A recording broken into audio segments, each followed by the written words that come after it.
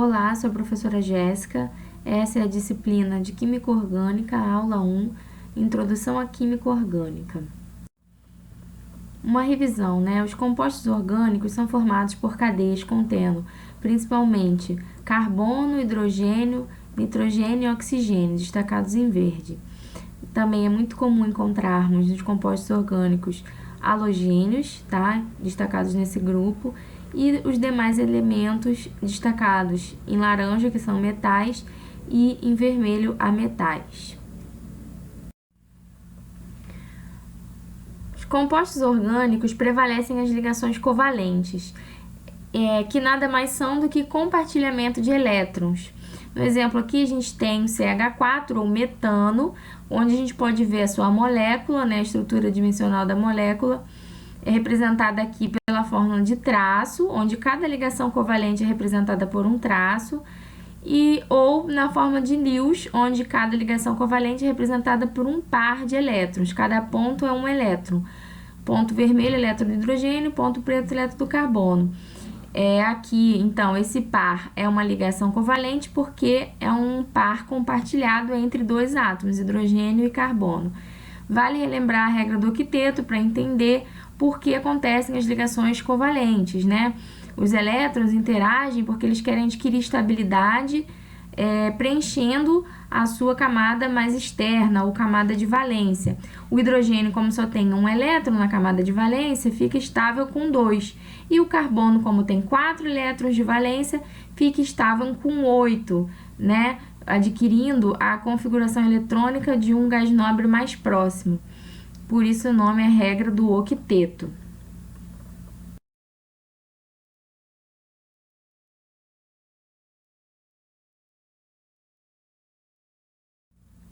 Os compostos orgânicos também podem efetuar outros tipos de ligações, como por exemplo as ligações iônicas, que acontecem via atração eletrostática ou troca de elétrons, né, entre íons, ok?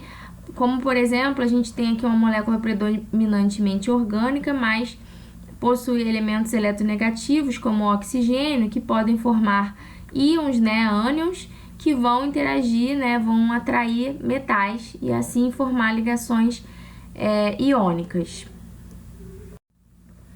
As características dos compostos orgânicos estão diretamente relacionadas com a eletronegatividade dos elementos que os constituem, né? Por exemplo, as ligações químicas são diretamente relacionadas à eletronegatividade, né? Quando o composto orgânico possui elementos mais eletronegativos, ele tem possibilidade de formar não só ligações covalentes, mas também ligações iônicas, como a gente viu anteriormente. Mas o que seria a eletronegatividade?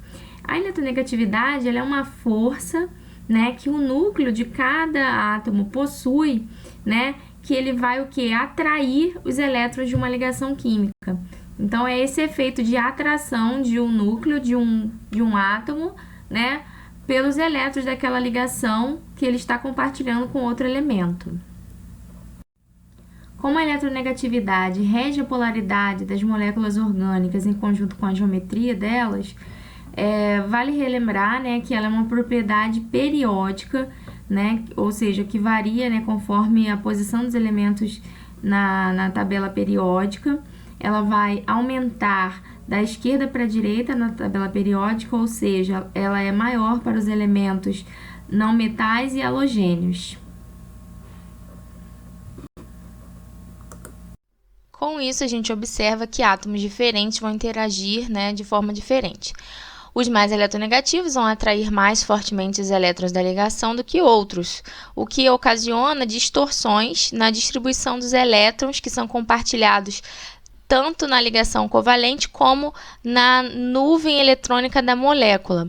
E aí a gente classifica aqui como dipolo, né, a formação de um dipolo, toda vez que existe cargas opostas separadas uma das outras, né? Aqui, por exemplo, como o cloro é mais eletronegativo, ele promoveria uma carga parcial negativa no cloro, porque ele puxa os elétrons da ligação covalente, e o carbono ficaria com uma carga parcial positiva, porque ficaria deficiente em elétrons, porque eles foram direcionados, né, para o cloro.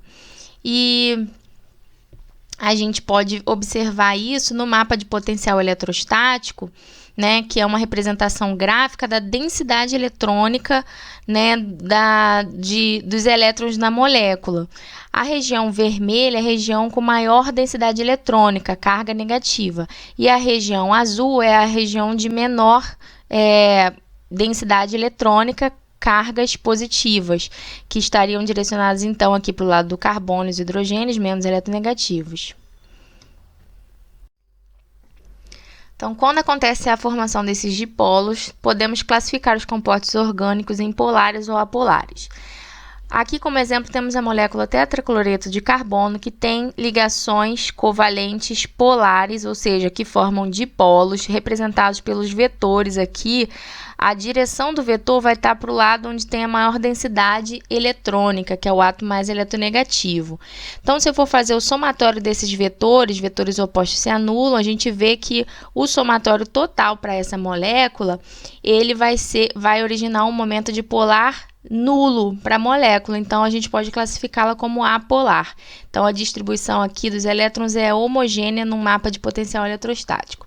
Já para o caso da molécula de clorofórmio, a gente vê que a ligação covalente que promove uma diferença de dipolo significativa é apenas essa, porque carbono e hidrogênio não tem tanta diferença de eletronegatividade quanto esta ligação aqui. Portanto, o vetor resultante está na direção do cloro.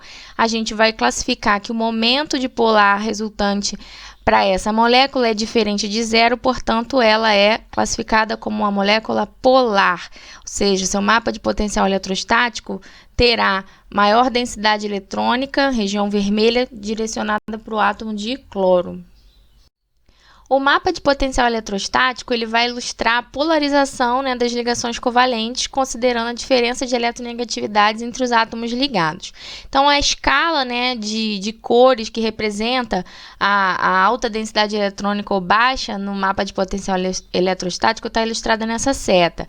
Regiões com cargas positivas vão estar na cor azul, regiões intermediárias em amarelo para o verde e regiões com alta densidade eletrônica na cor vermelha.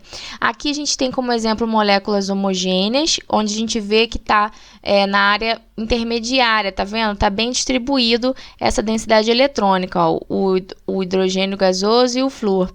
Agora, aqui para essa molécula heterogênea, que a gente vai ter um momento de polo, né, que foi o que? A separação de carga, a gente tem carga parcial negativa para o lado do flúor e região vermelha, alta densidade eletrônica para a região do flúor. Carga parcial positiva para o lado do hidrogênio e déficit de elétrons de nuvem eletrônica na região do hidrogênio. Só para reforçar que cada dipolo, né, tem que ser avaliado conforme os elementos que constituem a ligação covalente. Eu coloquei aqui, lado a lado, duas moléculas heterogêneas nas quais o próton, aqui no hidreto de flúor, ele vai ficar com a área de deficiência de elétrons, carga positiva em azul, né, porque o flúor é mais eletronegativo, e o hidreto de lítio, a gente vai ter agora o hidrogênio como a região de alta densidade eletrônica em vermelho. Por quê? Porque o lítio é uma ligação covalente polar, né, essa ligação aqui está tendendo a perder, o lítio é metal, perde elétrons, fica com a região azulada. E aí, quem fica com alta densidade eletrônica é o hidrogênio. Agora que temos conhecimento sobre as ligações covalentes polares e apolares dos compostos orgânicos, vamos aprender como se dá a representação estrutural dessas moléculas. Ela pode acontecer desde a forma mais simples, o poo aqui em casa, até passando pela intermediária até a mais chique. Iniciando aqui pelas estruturas de Lewis, nós temos essa fórmula estrutural que são representações onde evidenciam-se todos os elementos e as ligações covalentes são representadas por pares de elétrons. Os tracinhos são os elétrons, tá? Então, a ligação covalente entre esse carbono e esse hidrogênio é representada por esse par de elétrons. Uma simplificação dessa fórmula estrutural é a fórmula de traço, onde substituem-se, né, os pares de elétrons por traços. Só que é possível simplificar ainda mais, de modo a omitir os traços e representar apenas os elementos constituintes da molécula na fórmula condensada. E A fórmula mais culta, que poupa tempo, é a fórmula de linha, onde se omitem os carbonos e hidrogênios e representam-se apenas as ligações covalentes por traço. E se houver algum elemento diferente do carbono, a gente, como heteroátomo, oxigênio e nitrogênio, a gente coloca aqui e evidencia. Aqui buscamos ver em maiores detalhes a fórmula de linha, que é uma das mais úteis, né, porque ela simplifica as moléculas orgânicas mais complexas, omitindo os carbonos e hidrogênios. Então, os traços vão representar ligações simples, traços únicos, traços duplos são ligações duplas, tá? Lembrando que os vértices são carbono, né? Sempre vai ter carbono nos vértices ou nos cantinhos, terminais. E se for diferente de carbono, a gente vai ter que mostrar o heteroátomo, no caso que eu evidenciei aqui como oxigênio. As fórmulas estruturais dos compostos orgânicos também podem ser classificadas com relação ao tipo de cadeia, né? A gente tem aqui cadeias lineares, né, que são cadeias de hidrocarbonetos, né, que não possuem substituintes, então são ditas lineares, e cadeias ramificadas, quando existem substituintes. Tá vendo? Eles representados aqui e aqui. Aqui representado na fórmula de traço 3D, condensada e de linha.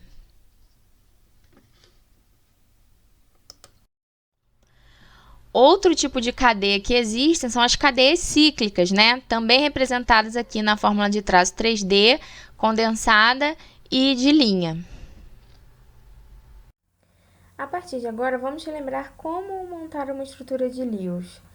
As regras consistem basicamente em distribuir os elétrons de valência dos elementos constituintes da molécula e distribuí-los de forma a formar o maior número de ligações covalentes possíveis, não esquecendo de assinalar as cargas formais quando existirem. Mas vamos relembrar esse conceito mais à frente. Iniciando aqui com o exemplo do ácido nitroso, que possui os seguintes elementos químicos e seus elétrons na camada de valência.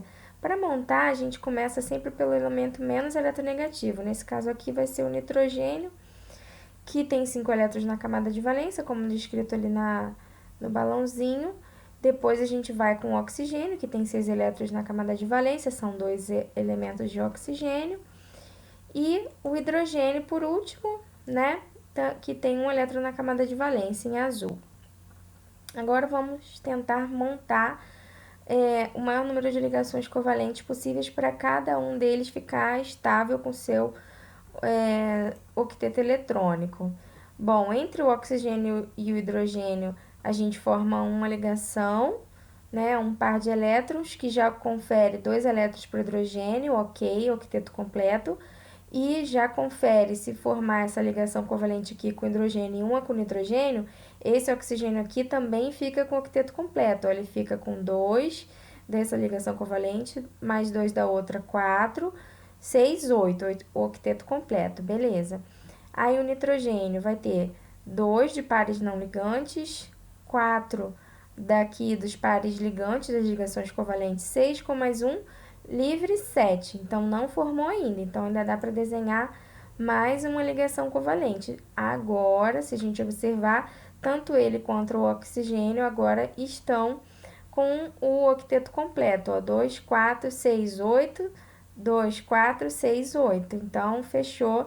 Essa é a molécula ideal e ela também vai ter o maior número de ligações covalentes, como dita a regra. A partir de agora, vamos aprender como calcular a carga formal para moléculas iônicas, como, por exemplo, o carbonato, né, que não é neutro, é um íon. Ele é constituído por um átomo de carbono e 3 átomos de oxigênio. Aí a gente faz a conta aqui, né, dos elétrons de valência que a gente vai distribuir, só que nesse caso, como ele é um íon, né, um ânion, ele ganhou 2 elétrons. Então, além desses elétrons aqui dos elementos que constituem, tem que adicionar os elétrons da carga do íon molecular. E deu um total de 24 elétrons. Então, vamos distribuir esses elétrons. Eu coloquei os 4 elétrons de valência do carbono em preto. O oxigênio tem 6 elétrons de valência cada um. Eu distribuí aqui, né, em azul para esse aqui. vermelho para os outros. Só que notem que eu coloquei 7 elétrons ao invés de 6 nesses dois oxigênios de baixo para poder adicionar esses elétrons aqui do ânion.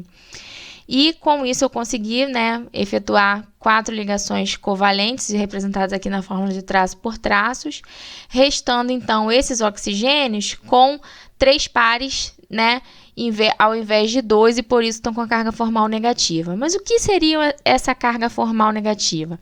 Ela é uma espécie de carga que o átomo tem na molécula, tá? Que vai refletir a sua densidade eletrônica de acordo com o número de ligações que ele efetua, né, na molécula. E existe uma fórmula para calcular isso, que é a fórmula que está evidenciada nesse quadrinho aqui em preto, que é o número de elétrons de valência menos o número de elétrons livres do átomo ligado, mais metade do número de elétrons em ligações covalentes desse átomo que a gente está avaliando.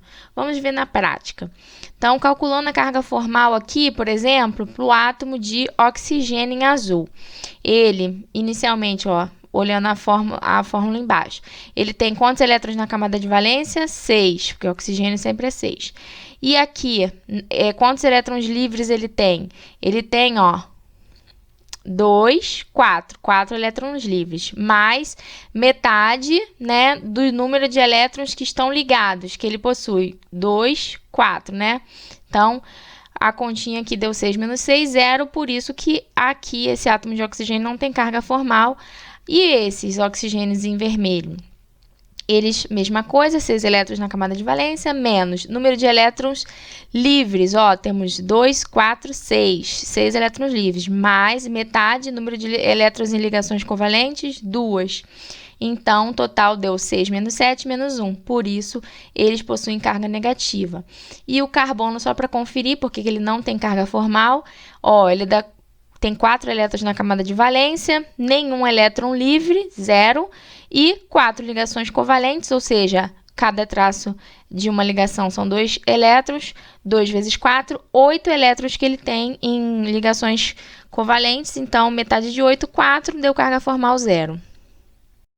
Reforçando agora com o exemplo de uma molécula neutra, tá? O ácido nitroso. A gente vai calcular a carga formal para todos os elementos constituintes dessa molécula. Aqui, por exemplo, para o oxigênio, 6 elétrons da camada de valência, menos quantos elétrons livres? 2, 4, mais metade dos elétrons em ligações, quantos elétrons em ligação? 2, 4, ok? Então, deu 6 menos 6, total 0, por isso que ele tem carga formal 0. E hidrogênio? Quantos elétrons na camada de valência? 1, menos elétrons livres, 0, elétrons em ligações, 2, né? Metade de 2, 1, deu 0, carga formal nula. Agora, o oxigênio em azul, 6 elétrons da camada de valência, 2, 4 elétrons livres, 2, 4 elétrons em ligações, 6 menos 6, 0. Nitrogênio, carga formal, número de elétrons da camada de valência, 5, grupo 5, né? Menos elétrons livres, nenhum, tá vendo? Elétrons em ligações covalentes, 2, 4, 6, 8. Metade de 8 dá 4, 5 menos 4, mais 1, por isso que a carga é mais 1. Oxigênio vermelho, 6, camada de valência, menos pares de elétrons livres, tem 2, 4, 6, por isso 6. Pares de elétrons em ligação, 2, né? Um tracinho, uma ligação só. Então, metade disso, né, dá 1. 6 menos 7, menos 1, por isso que ele ficou com a carga menos 1. Por que eu falei que essa molécula é neutra se ela tem carga formal no nitrogênio e no oxigênio? Porque a carga formal é o somatório das cargas formais de cada átomo que constitui a molécula. Então, o somatório, 0 mais 0 mais 0 é 0 do hidrogênio, 0 do oxigênio, 0 do oxigênio azul, mais 1 do nitrogênio verde, menos 1 do oxigênio vermelho, dá um total de 0. Carga formal nula, molécula neutra. Algumas vezes é possível escrever mais de uma estrutura de Lewis para uma molécula, principalmente quando existem ligações duplas. Como exemplo aqui da molécula de ozônio, que na primeira molécula a gente tem a ligação π aqui entre os dois primeiros oxigênios e depois essa ligação π ela se move entre o segundo e o terceiro oxigênio. A gente diz que quando isso acontece, houve movimento dos elétrons, como aqui esse do oxigênio verde, que foi compor uma nova ligação π, e ao fazer isso, a ligação π que existia aqui entre o primeiro e o segundo se rompeu, localizando os elétrons agora por oxigênio da extremidade.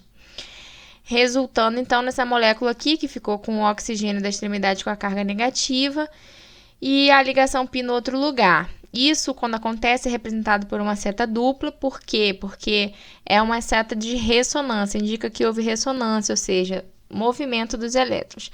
Só que essas estruturas, elas representam os pares de elétrons localizados, ou seja, cada estrutura mostra o elétron ora no seu local, ora em outro, né? A ligação do elétron π, ora estava aqui, ora passou para cá. Então, a fórmula ideal de mostrar isso seria na fórmula estrutural do híbrido de ressonância.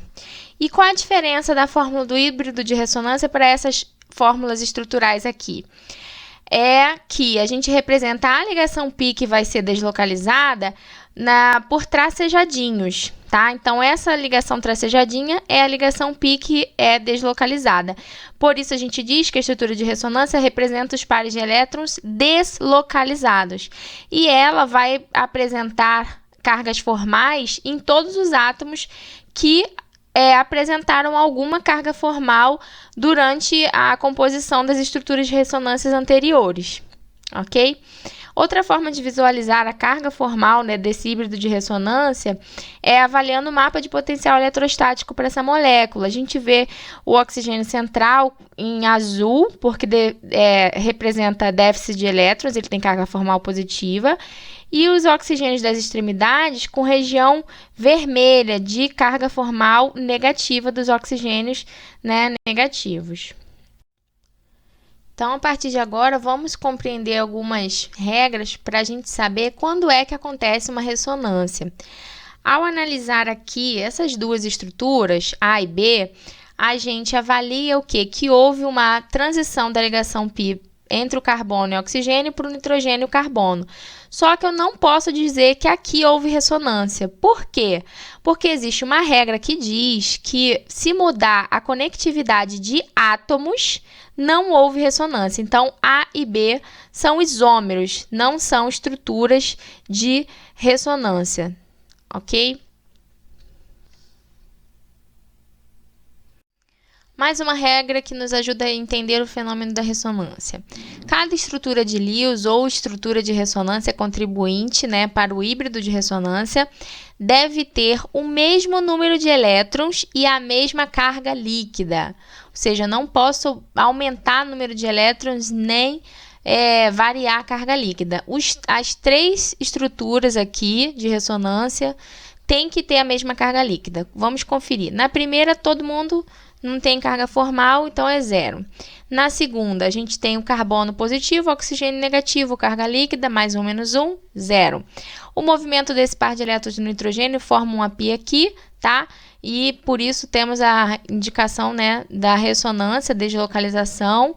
Elétron ficou localizado aqui entre o nitrogênio e o carbono, levando agora o nitrogênio a ficar com a carga formal positiva e o oxigênio continuou com a carga negativa.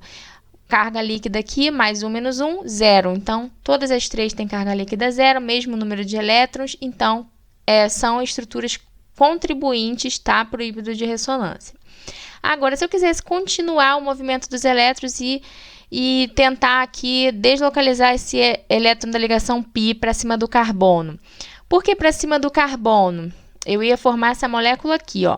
Não daria para esse oxigênio, que já tem 8 elétrons, 2, 4, 6, 8, ficar com 10. Ele não fica com 10 elétrons na camada de valência. Então, eu deslocalizei os elétrons da π para cima do carbono. Então, ele ficou aqui. Aí, esse carbono ficou com 8 elétrons, certinho, ó. 2, 4, 6, 8. Beleza. Mas ele ficou com carga negativa.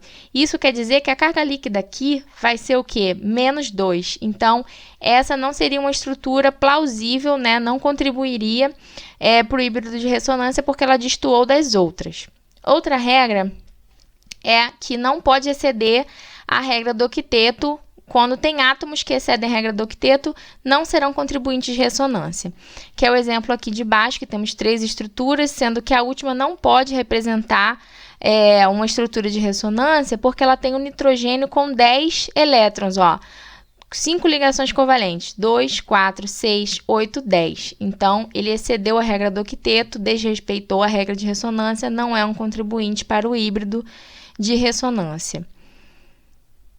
Só se fosse um elemento do terceiro período para baixo, que seria possível, né, desrespeitar, mas no caso não é, então não pode. Vamos propor estruturas de Lewis e ressonância para as moléculas, né? Por exemplo, o íon nitrito. Um ânion monovalente que ganhou um elétron.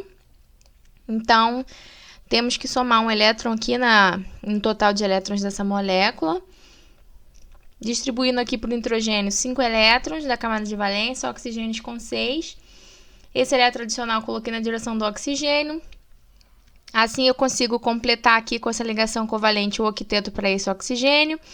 Fazendo 2 covalentes aqui entre nitrogênio e oxigênio, esses também ficam com o octeto completo, ó, 2, 4, 6, 8 para o nitrogênio, 2, 4, 6, 8 para o oxigênio.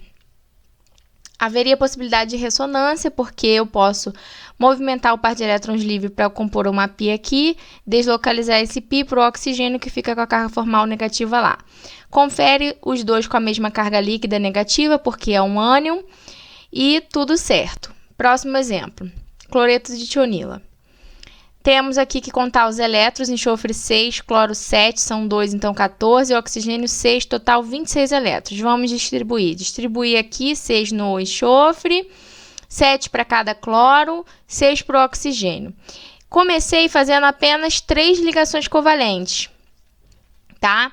E todo mundo está respeitando o octeto, ó. Os cloros 2, 4, 6, 8, o enxofre, ó, 2, 4, 6, 8, oxigênio 2, 4, 6, 8. Beleza, é uma estrutura plausível, vai ter carga formal no enxofre e no oxigênio. Positiva para esse. Por quê? Porque temos 2 pares não ligantes, 2, ele é da camada de valência 6, elétrons na camada de valência, 2 não ligantes, 3 ligações covalentes, portanto, 6 elétrons ligados multiplicado por meio, que vai dar um total aqui de 3 com 2, 5, 6 menos 5, mais 1, por isso a carga mais 1. O oxigênio ficou negativo também, porque é 6 pares livres aqui, mais metade, porque só faz uma ligação, né, covalente, metade de 2, 1, 7, 6 menos 7, menos 1. Beleza, próxima estrutura. Teríamos 2 ligações covalentes aqui entre o enxofre e o oxigênio, então a gente é plausível, porque o ideal é montar estruturas com o maior número de ligações covalentes possíveis. E vamos ver se todos respeitaram o octeto. Por cloro, a gente já viu que continua igual, então respeitou. Para o enxofre e para o oxigênio mudou. A gente vê que o oxigênio está com 2, 4, 6, 8, beleza, respeitou. E o enxofre está com 2, 4, 6, 8 em ligações covalentes e 2 de não ligantes. Então, ele excedeu, ele ficou com um total de 10 elétrons. Mas, lembre-se, o enxofre é do terceiro período, ele é uma exceção. Elementos abaixo do terceiro período podem desobedecer a regra do octeto. As cargas formais são nulas aqui, tá? Então, se eu representar aqui as duas estruturas, elas representam sim o híbrido de ressonância, porque ambas têm carga líquida zero. Mais ou menos 1, 0, nada com nada, nada. Então, são estruturas plausíveis sim, e existe ressonância sim, porque eu posso deslocalizar, né, esse par de elétrons aqui para o oxigênio e originar essa estrutura de ressonância proposta inicialmente. Exercitando o mapa de potencial eletrostático e carga formal. 1. Que átomo carrega a carga formal negativa no íon hidróxido? Sabemos montar a estrutura de Lewis. Já coloquei a ligação covalente aqui como um traço. Carga negativa está no oxigênio. Ele respeita o octeto. 2, 4, 6, 8. O hidrogênio também. Então, é no oxigênio. E no mapa de potencial eletrostático, questão 2... aonde fica negativo? Para o lado do oxigênio, mais vermelho. Terceira questão, que átomo carrega a carga positiva no hidrônio. Hidrônio é essa molécula aqui que contém a água protonada, perde facilmente esse hidrogênio. Sabemos que está todo mundo respeitando o quinteto, porque o oxigênio está com 2, 4, 6 covalente, mais 2 livre, 8, beleza. Bom, a carga formal está no oxigênio. Mas e no mapa de potencial eletrostático? A carga formal, a carga positiva está onde? A gente sabe que positivo é azul. Ou seja, o positivo está homogeneamente distribuído aqui, está tudo positivo. Por quê? Hidrogênio é menos eletronegativo, então ele também representa uma certa eletrodeficiência quando há dipolos. Então, por isso está tudo positivo. Não quer dizer que tenha um átomo mais positivo. Se a gente comparar aqui na molécula neutra de água, a gente vê que realmente quando não está protonado o oxigênio, ele fica com a densidade de carga negativa, ou seja, com a densidade eletrônica maior para o lado dele, no mapa de potencial eletrostático. E os hidrogênios menos eletronegativos ficam azuis, né, por causa do dipolo, ficam parcialmente positivos.